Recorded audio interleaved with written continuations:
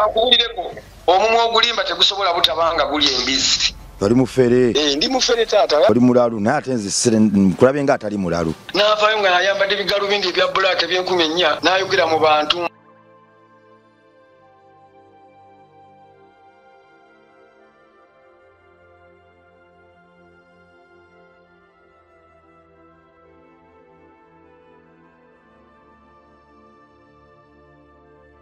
Oh, Dani.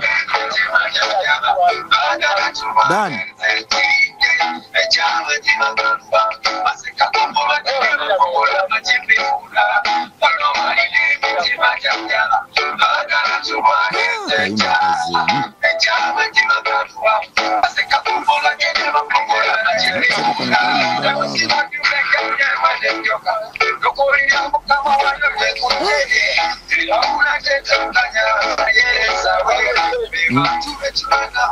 Mbira Jasmine.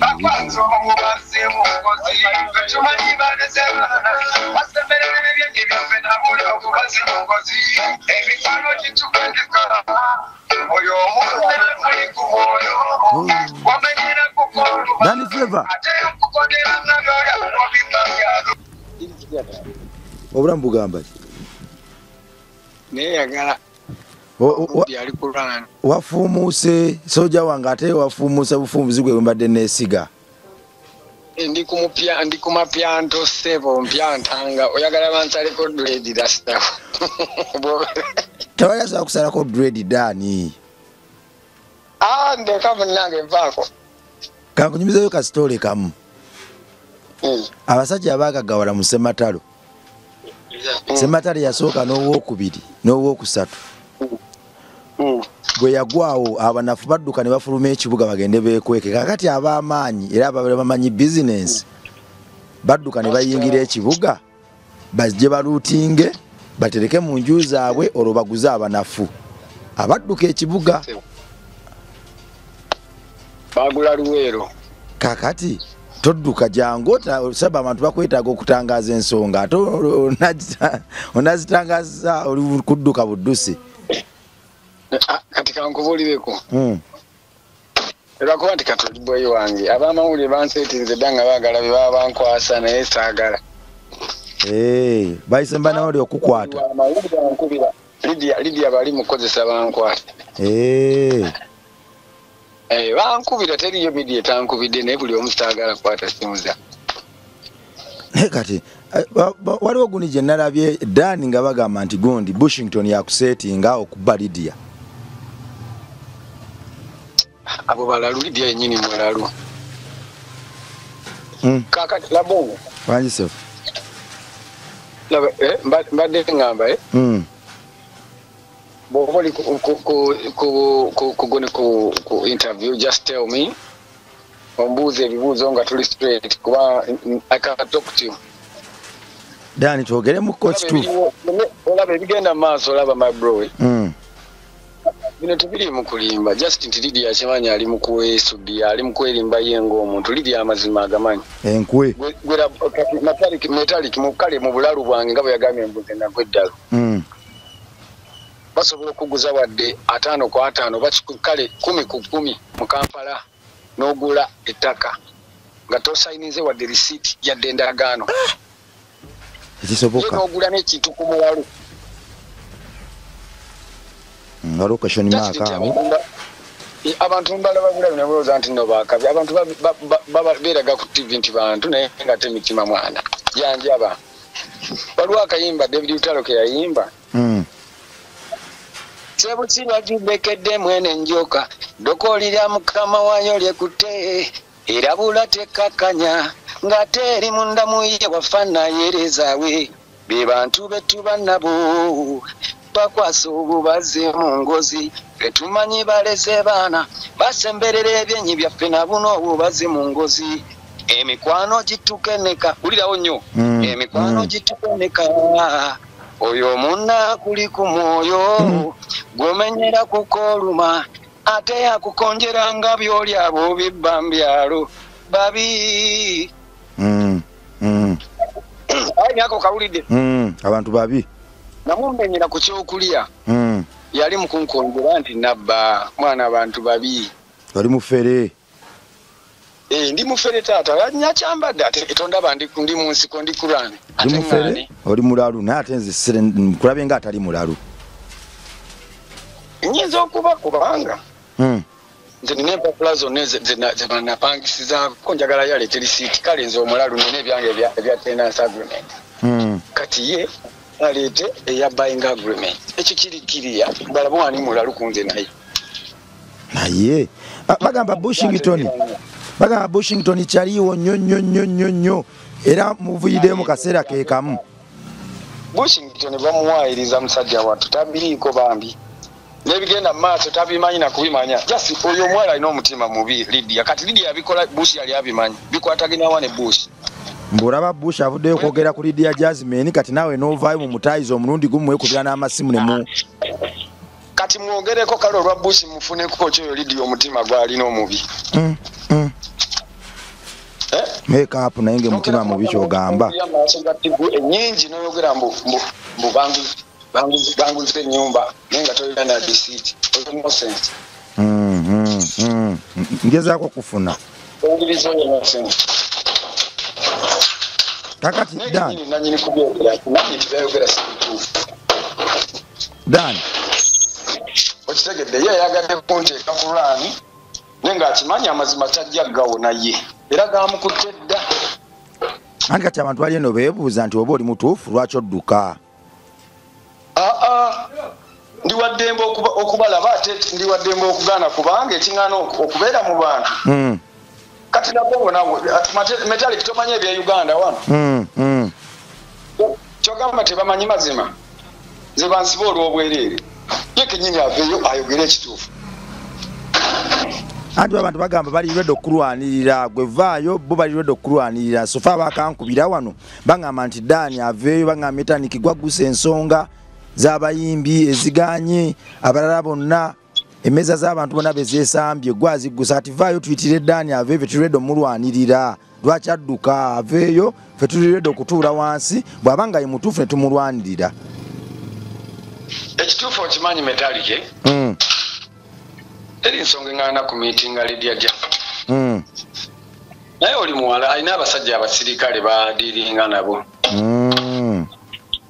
okola banneesibyeko nyayagala kunkwata ebyekiyaye bye yali ankoze luli ebintu bino nga tubigyeko okwogera bwogezo lw'amawulire yankwata nsiba ne banteekako empingu ye kenyini teyali nawo yagendera nandeka ne banteekako empingu nga ndi mu ofiisi ya RPC kati she knows that story kanaawe teyaliwo oyo omwana kambabuulireko siri mupentinga kifaananyi kibi bw'obanga okoze ensonga Lydia yasibira ebisolo byange mu nnyumba nze nkugamba I swear to God ndi musajja mu advent wadde osobola okunsanga nga nkutemu kabbiya sometime sirya mbizi ewaffe tetulundangako mbizi taata wange yafanga pasita w'abadvent ne bw'obuuza abantu bonna bamanyi Metallic tebalya mbizi abadvent tebazirunda nazirunda ekisoboka naye omukazi omukulu n'avaayo nga nayambadde ebigalubindi ebya black ebyenkumy4 n'ayogera mu bantu mbu Dan Flavor nasanga ekikomera nga kijjuddemu embizi peacock wali olabeko peacock e Uganda oba peacock kyatamanyi do you have peacock here zirabangako naziraba ku TV genda gundi olabe gye yakoze yagambye mbu yasanga peacock embizi nga zikiine omwana oyo omuadvent toyogera nnyo mbizi ojja kunkola ekikyamu toyogera nnyo mbizi omuadvent muganda wange nze abyogera baginsibyeko mbu njirunda nze waffe nakula nembwa zigigoba abagirya sibalinaako obuzibu okitegedde ne Metallic omuntu n'avaayo najja n'akuteekako enyitumbu yasanga embizi nga zijjudde mu kikomera oyo Lydia omukazi omukulu star celebrity umutambuza ddembe umutambuza just yagirowoozaako bulowooza nga ali ku interview nga ayagala jirya n'agyogerako kaleka naawe ayinza okukwata jirya naye kuki naawe gyemimwa Dani tonyizeemu ate dandika naawe ayinza okukwata jirya oli mukyala abantu bangi tebalya mbizi eyo omumwa ogulimba tegusobola butabanga gulya embizi oyo Lydia ebintu byalimba tasobola kubanga atalya mbizi kati nze yanjagaliza kubeera mu kyalo ndi eno mu kyalo ndi mu kulya obuyuuni buli obukupani n'emirembe bagamba wakitokomawo Dani oyinza okuba naye kati ntaza okutekwesiga oyinza okuba wadduse nga walese omuliro ogukumye n'ofuumuka ekikumi kati andi omanye ekiriwo metaliki nina documents zonna ku interview omukazi oyo yayogedde just yekubiza so si zannassa Dani nkugamba mazima yekubiza so alina nze njagala detail sheet we namugulize ennyumba then tawukane bulungi abukyali buboyi bwabwe naye amateeka galina okukola si baboyi be bakola kati nze amateeka ago galaba njagala ntwale ku poliisi nga bwe yaloopye bankubira essimu nja kwetwalayo yagambye bannoonya nze yazeeko ewange n'atansangayo oyo anti wadduse oyo naawe fala kakati Dani nange Dani ebintu byandewunyisiza nnyo kati mbadde njagala ontangazeemu Lydia Jasmine wamumanya bbanga ki mwaka kiguwa mu miitinga wasooka mu miitinga kati mwana oyo omuwala olaba oyo n'abawanuka nerinya Lydia Jasmine yali etuuma ddooza lyalina lyakubeera mu lya muntu mulala kuba omukazi alina emyaka egyo n'alimba ku kamera nze oyo omwala namusanga in fact yamusanga ku Good Life kati metani kumujjukira bulungi nabeeranga ne radio nawizo ojjukira bato byonna mbijjukira bulungi nnyo Dani kati we yasooka okujja ku Good Life naawe yalinga mu bandi najja nga ffe zisina makosa ziyiseemu naawe nabawo nga nina n'akafaane ke namukuba nga tuli ku Venom Beach 213 simanyi lwaki yannekyangireko tuuka awo nja kwogera bingi naye anyway oba interview ye eyokubiri oba bwe yajja ku gundi ku Good Life yayitamanyi nti gwe Dani Flavour nga yalaba bulabi bantu bali awo ne ba radio kyogamba nti nali njagala omumanya yawo okubanga bye yakola okutuuka okumpangisa ennyumba n'agamba n'akire ku makya nayogera mbu nagimuguza ebyo bikwataganira n'okummanya awas her landlord tebina bikwataganira n'ebirala yagambye oyagala amasannyalaze kagakuweera eddala akale agambye naye agange yagafunye kasita yaswadde